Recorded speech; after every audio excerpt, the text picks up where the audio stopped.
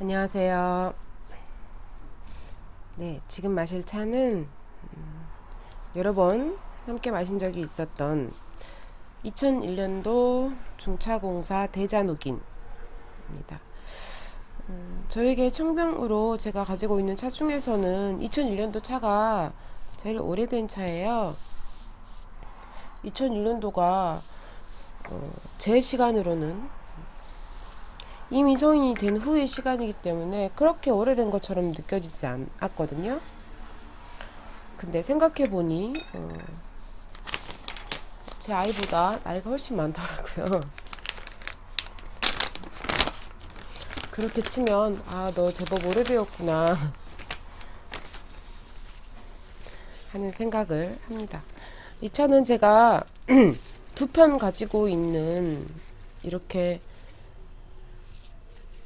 일반 357의 청병으로는 두 편 가지고 있는 차가 몇 개 안 되는데요. 몇 개 안 되는 두 편 가지고 있는 차들 중 하나입니다.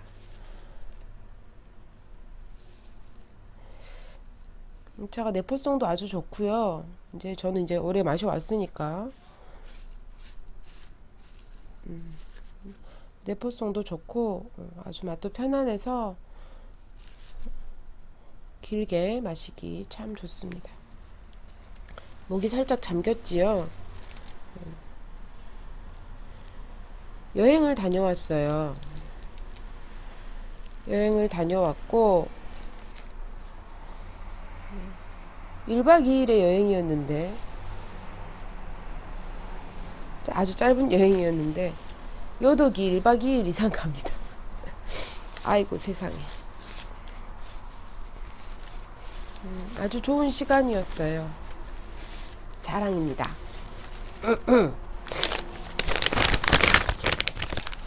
물론 여행 가서도 차자리를 가졌어요. 애초부터 함께 차를 드시는 분들과 함께 차를 마시는 분들과 같이 가는 여행이었고 마실 차를 준비해 갔었는데 준비한 차는 못 마시고 진짜 감사하게도 집으로 초대해 주신 분이 계셔서 생각지도 못한 아주 행복하고 근사한 차자리를 가질 수 있었습니다. 어쩌다 보니 저는 나무집에 가서 팽주를 했고요. 워낙 공간이 좋아서 너무 즐거웠어요. 차를 우리는데 처음에 살짝 긴장했다가 평소대로 차를 오래 마시면 그건 참 좋은 것 같아요. 오래 대단하게 마시고 뭘 배우고 막 달에 배우고 이런 거 하지 않아도 일상에서 차를 많이 마시다 보면 자연스럽게 뭐 내가 평소 사용하지 않는 다구나 혹은 뭐 익숙하지 않은 공간이라도 자연스럽게 차를 우리고 내어주는 일이 금방 편안해집니다.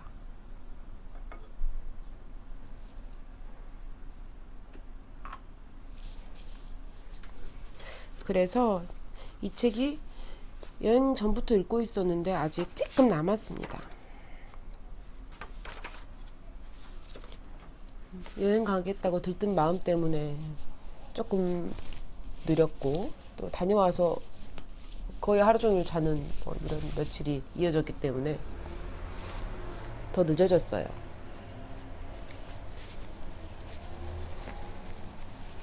사실 책 자체는 아주 흥미롭고 또 재밌는 부분도 되게 많고 신경인류학이지만 에세이잖아요.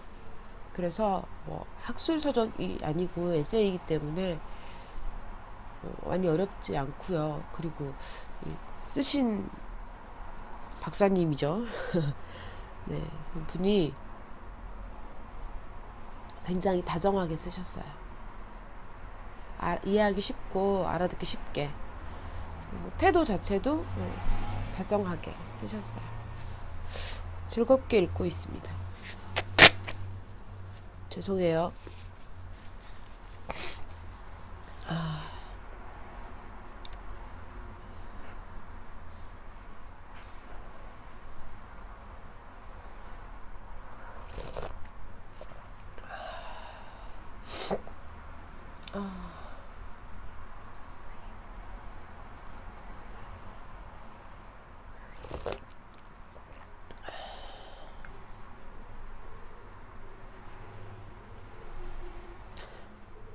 이 다구도 사용한 지가 꽤 되었거든요.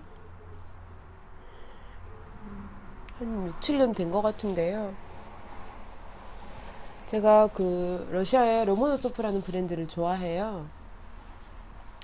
좋아하는데 국내에 유명한 라인들은 그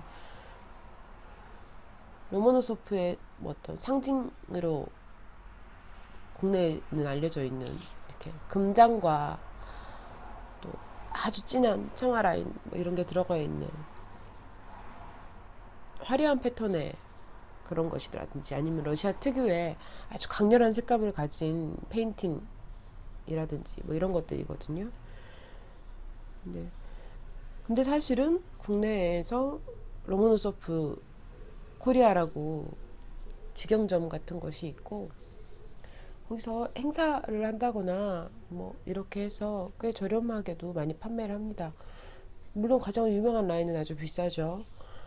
로모노소프라는 브랜드가 우리나라에서는 그 유명한 라인만 많이 거론되기 때문에 꽤 고가의 브랜드처럼 여겨지는데 가격대가 되게 다양해요. 제 기억에 이 찻잔도 이렇게 3피스로 3만원이 안 됐던 것 같아요.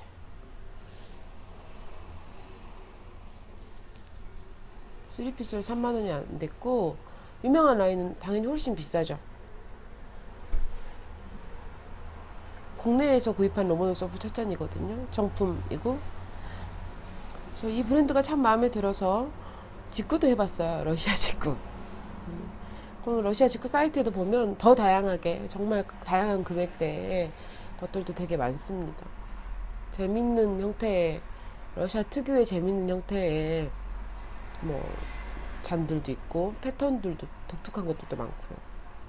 확실히 어떤 찻잔이나 이런 것들도 그 국가의 어떤 특성이 드러나는 부분이 있어요.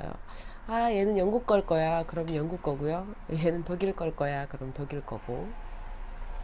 네, 이렇게 러시아 건 또 러시아 거와 같은 어떤 기본적인 디자인에 대한 디자인 취향이 다르달까요?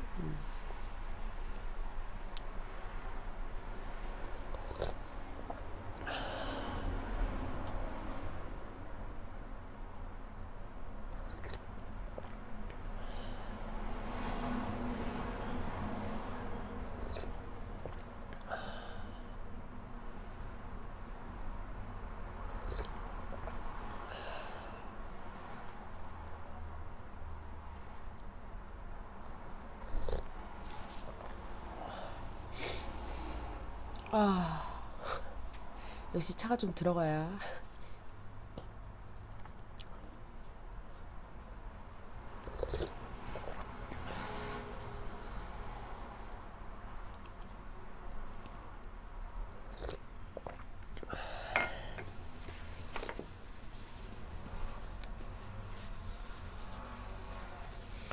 아,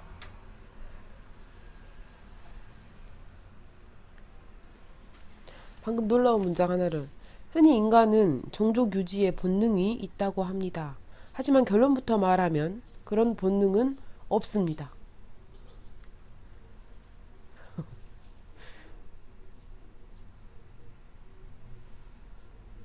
재밌죠?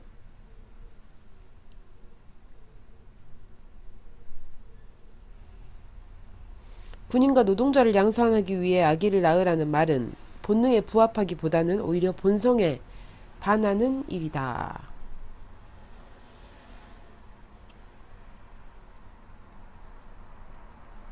번식은 어떤 위대한 목적을 가지고 일어나는 숭고한 현상이 아닙니다.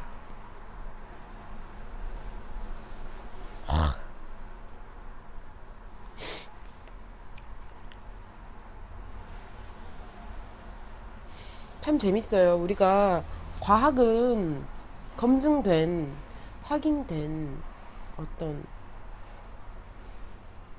객관적 사실에 가까운 증명된 것이라고 여기잖아요.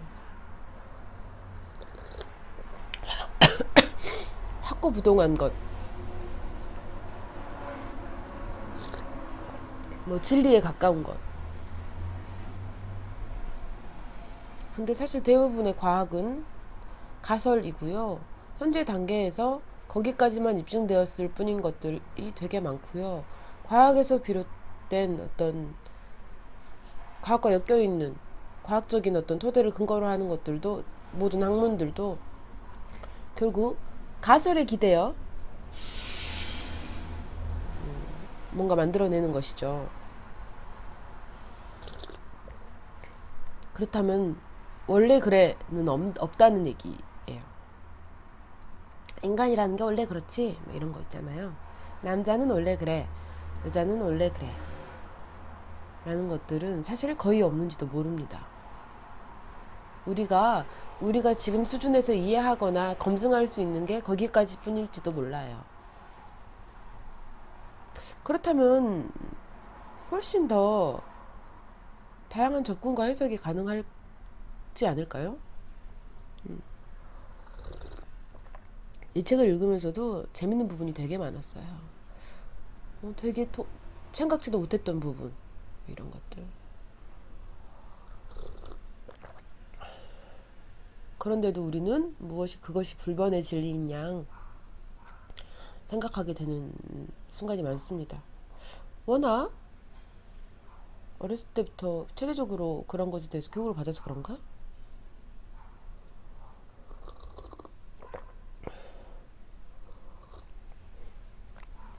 그래서 지금 보면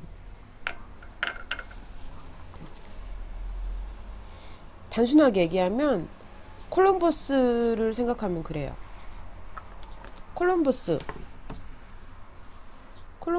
콜럼버스 시대에 죽을 때까지 영예를 누리고 그렇게 죽었던가요? 아니잖아요. 동시대에 딱히 인정받지 못했습니다. 딱히? 아니. 물론 영광을 누리기도 했고, 또 위대한 것을 발견하기도 했고, 했지만, 우리가 지금 생각하는 것처럼 무슨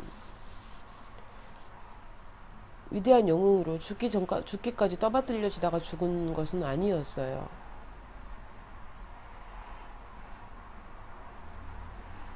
콜럼버스의 달걀 얘기를 많이 하잖아요.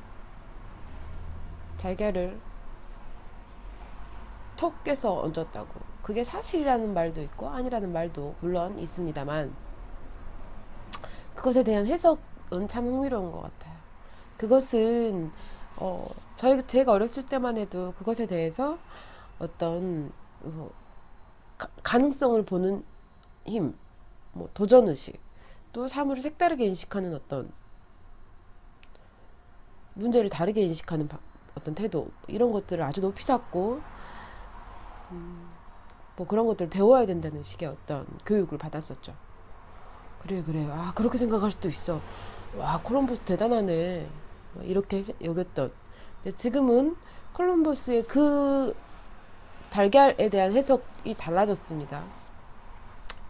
물론 이쪽의 해석도 아직 남아있지만, 한쪽에서는 그것은 콜럼버스가, 이 책에도 잠깐 언급되거든요. 생명을 존중하지 않는, 이 책이 맞나? 네. 폭력적인 성향을 드러내는 일화라고 말합니다. 콜럼버스의 발견이 아주 많은 비극으로 이어지기도 했잖아요. 그것을 역사의 어떤 당연한 수순이었다고, 불가피한 어떤 과정이었다고 여기는 사람들도 있고, 그럼에도 불구하고 우리는 다시는 그런 것들을 반복하지 않기 위한 어떤 새로운 시각과 접근이 필요하다고 말하는 분들도 계십니다. 우리가 무엇을 아주 옳다고 믿고 확실하다고 믿고 하는 것은 그냥 내 이익이나 어떤 내 가치관이나 혹은 내 어떤 것과 결부되어서 그것이 좀 더 진실이었으면 하는 마음의 작용이라고 생각할 수도 있을 것 같아요. 그것이 진짜라고 믿고 싶은 마음. 그래야 나에게 좀 더 유리하니까. 어떤 쪽으로든. 물질적으로든 물리적으로든 정신적으로든 여러 가지로. 어떤 이렇게 신경학자나 인류학자나 뭐 이런 인문학 관련 책들이나 뭐 철학 관련 책들을 읽다 보면 그렇구나, 그럴 수도 있구나, 그렇기도 하겠구나, 아 정말? 막 이런 것들을 많이 만나게 되는 것 같아요. 즐거운 일이고요. 또 아주 뭐 신선하고 놀라운 일이기도 합니다.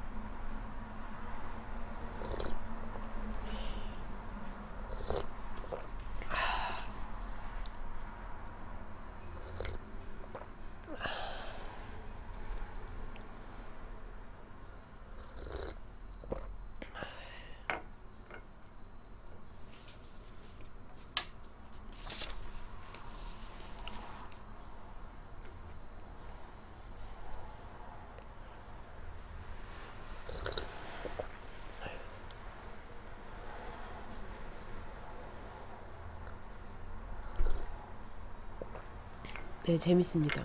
그리고 저는 맞다고 생각해요. 이 파트가 저출산이나 뭐 이런 것에 대한 얘기를 하고 있거든요. 저출산, 저출생이라고 해야겠지요. 물론 임산부를 지원하거나 유소아의 양육을 돕는 정책은 반드시 필요합니다. 하지만 사회적 도움이 필요한 자에게 그들이 원하는 도움을 준다라는 대원칙 하에 접근해야 합니다. 이렇게 해주면 그들도 신나서 아기를 낳겠지 라는 식의 접근은 기본적으로 옳지도 않고 실제로 효과를 보기도 어렵습니다. 재밌죠?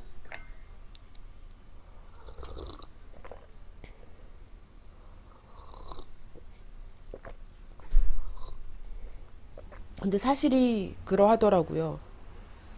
뭔가 어떤 딱 그것만을 어떤 굉장히 다분히 목적적인 어떤 이런 것들 제도를 만들었을 때 사실 그 목적을 완벽히 달성하는 그 목적에 완벽히 부합하는 그래서 사람들이 거기에 호응하는 그런 제도가 되지는 않습니다.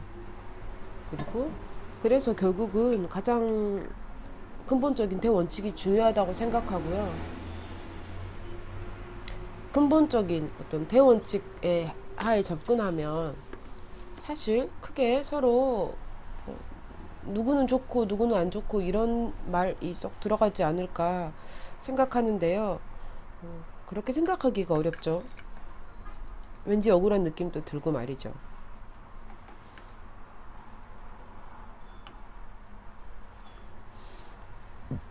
근데 그렇게 생각하려고 의식적으로 노력을 했으면 좋겠다 싶어요. 저는.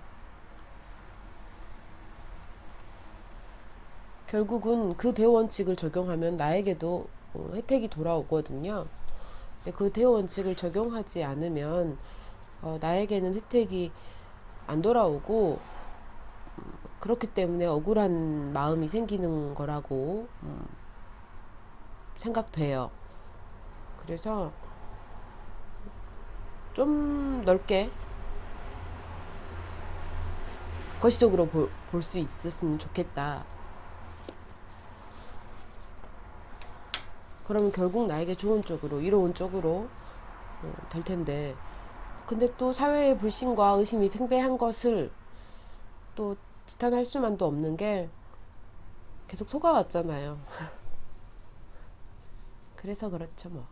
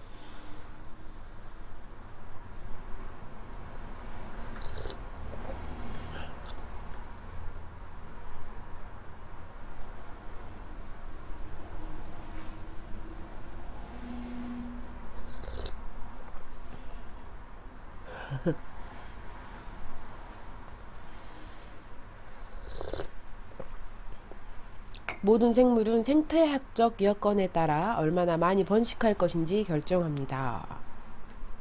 살기 좋은 환경에서는 낳지 말라고 해도 많이 낳습니다. 그러나 어려운 환경에서는 아무리 낳으라고 해도 별 무소용입니다. 생태학적, 경제학적인 접근으로만 볼 것이 아닌 생태학적인 접근으로 보면 또 이렇게 생각할 수도 있는 거죠.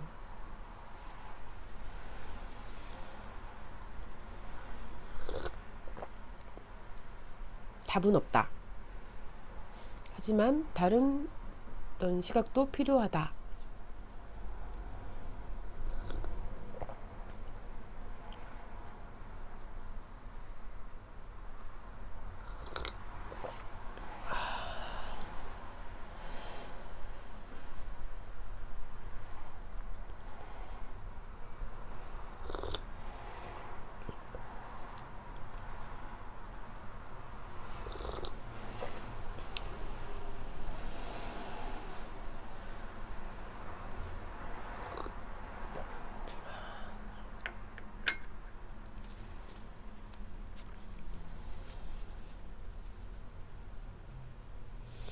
저 이 시 읽었거든요. 전에도.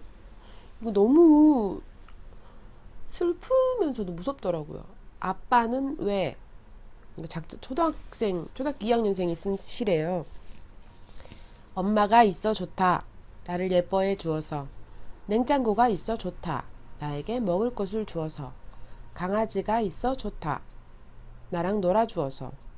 아빠는 왜 있는지 모르겠다. 슬프죠?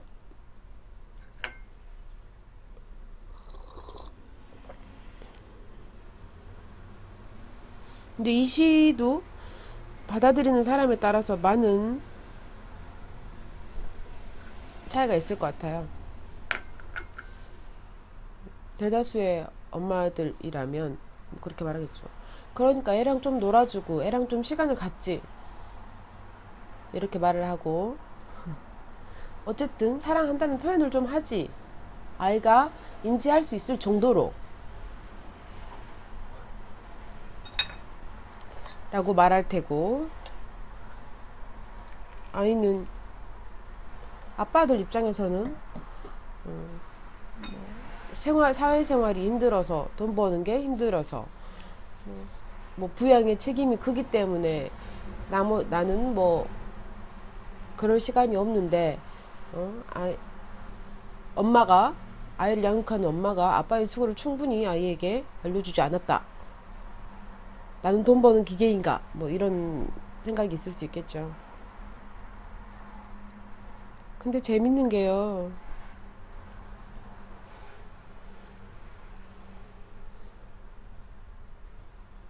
요즘은 대부분 맞벌이를 하시잖아요.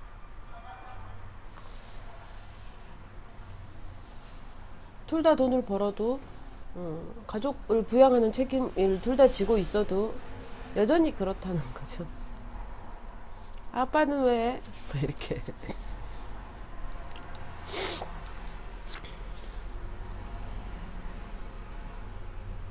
똑같은 말씀을 하고 계시네요.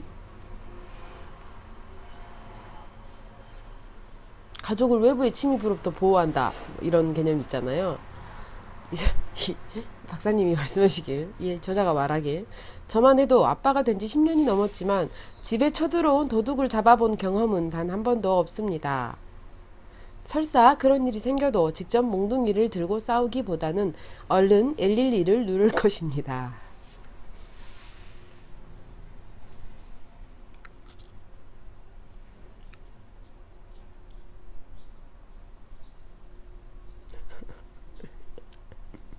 이거 너무 웃기네.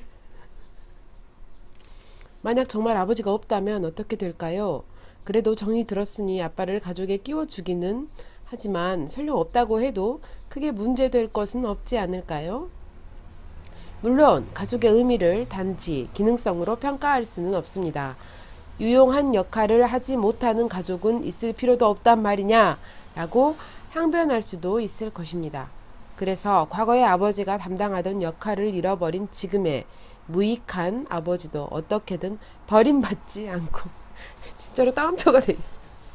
않고 살아가고 있는지도 모르죠. 체면은 영 말이 아닙니다만.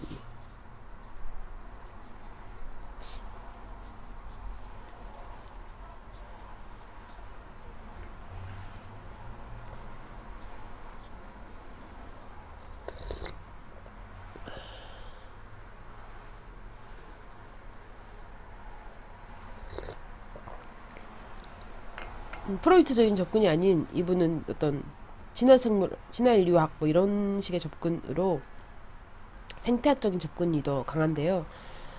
재밌는 이야기들이 많이 있어요.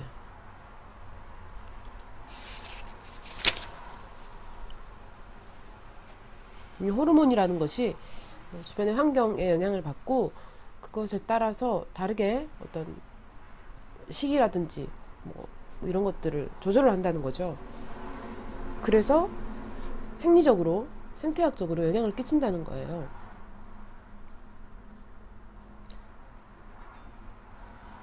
독특해요.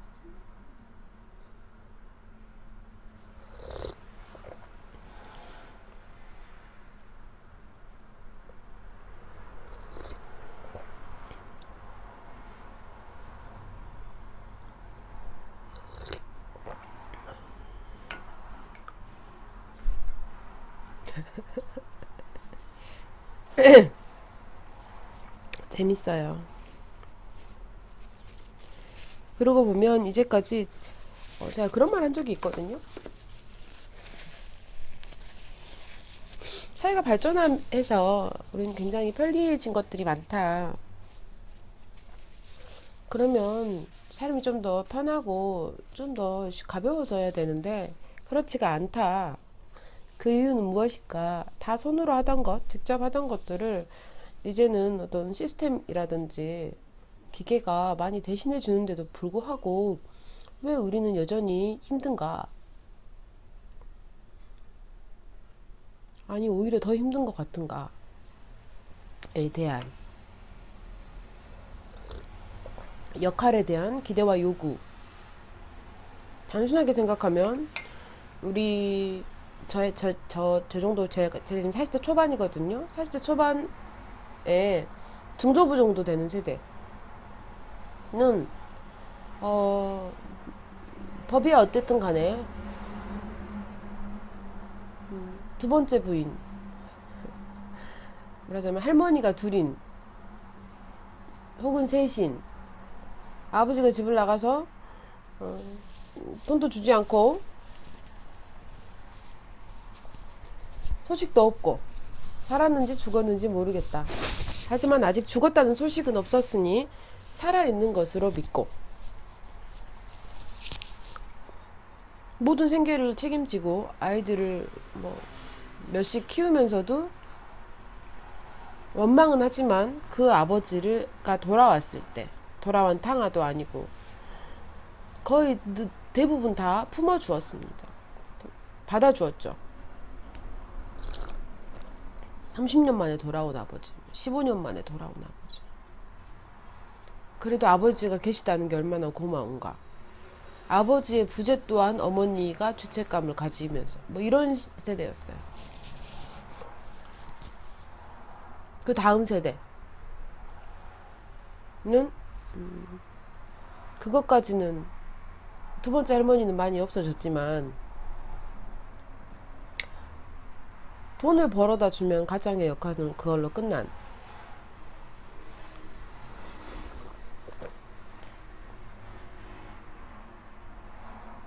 뭐 이런 세대라고 할 수 있죠.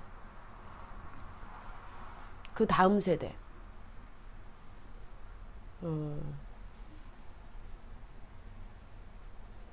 폭행을 한다거나 유책 사유가 없으면 괜찮은 아버지였습니다. 맨 처음 제가 말씀드린 건 존재만 하면 괜찮았어요.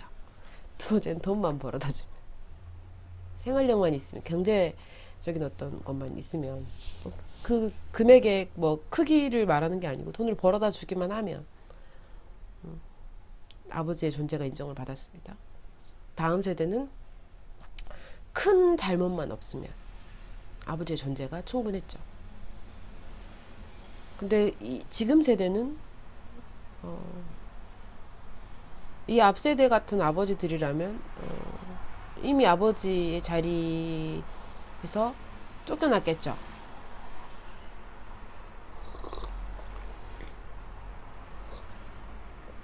아버지들한테만 너무 가혹한 것이 아니냐라고 생각하시면 곤란합니다. 왜 우리 그런 말 듣죠. 옛날에는 다 만삭 때 뭐 배가 이렇게 불러가지고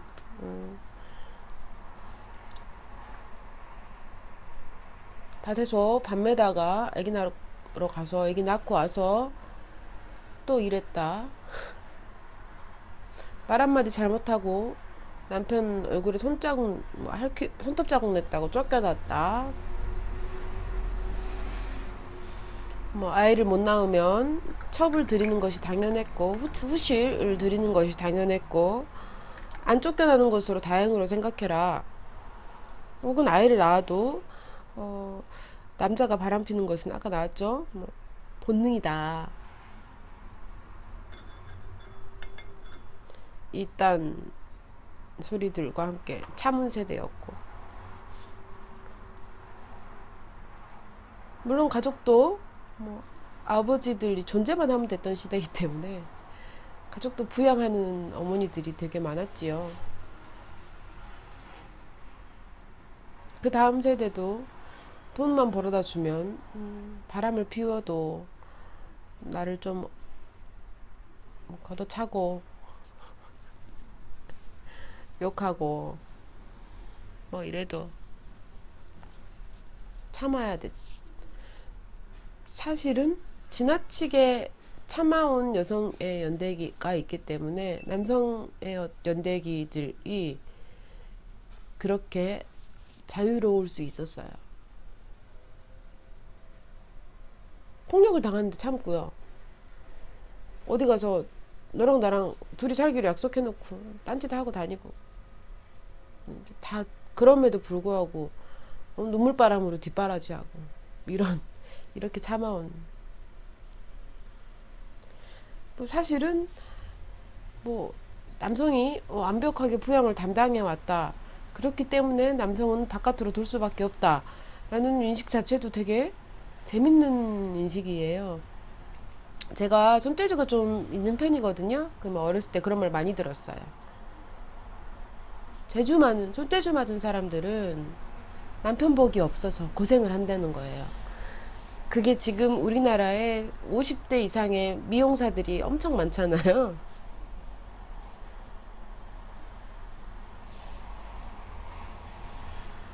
미용사, 뭐 편물점, 뭐 이런 슈퍼 하시는 아주머니들 정말 많죠.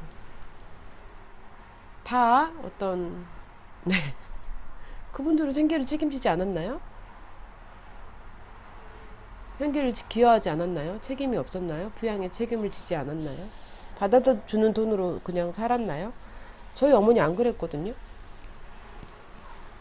근데 대부분 40대 중반 이상의 40대, 30대 후반에서 40대, 50대 부모님들이 다 그냥 아주 여유로운 상황이 아니면 어머님이 그냥 집에 계셨던 분들은 잘 없으실 거라고 생각해요.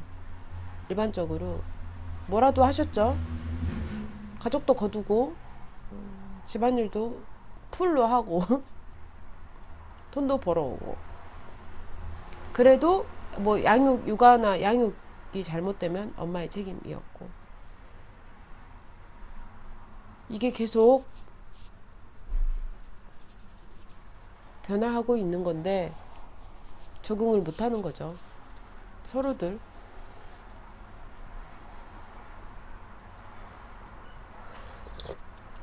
오늘은 또 저출생에서 시작되어 또 이런저런 부모의 역할, 또 얘기가 길어졌습니다만 그만해야겠죠.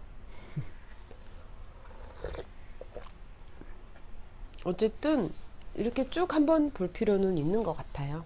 무엇이든 우리가 되게 고정되고 질리고 어떤 규정되고 쭉 전통적이고 이런 것들로 여기는 것들이 생각보다 그렇지 않은 게 많고, 그렇다면 우리는 약간 생각을 달리 해야 되지 않나?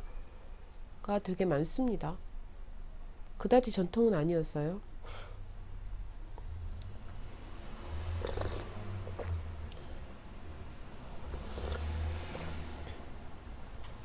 어떤 뇌 과학자에 따르면 한 20년만 유지돼도 인간은 그것을 전통으로 여긴대요. 그것도 참 재밌죠. 무슨 전통하면 최소 100년 이상 된 유구한 역사 이런 거 있을 것 같은데 고작 한 세대 정도면 된다는 거죠.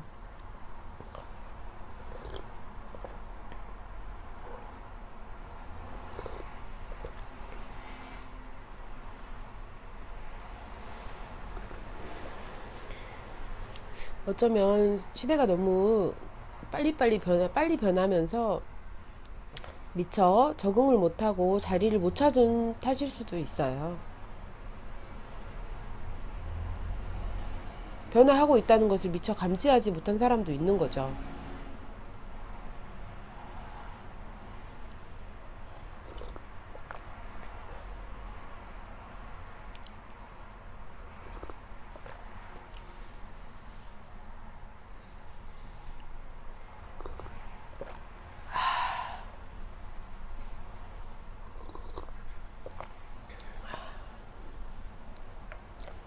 뜨끈한 차를 좀 쭉 마시고 있는데요.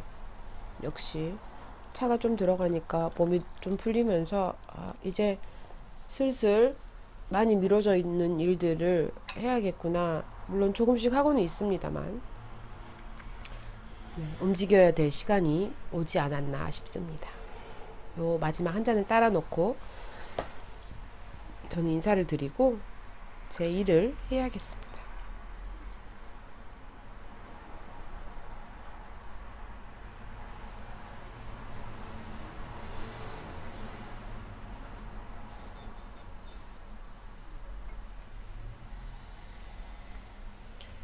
네.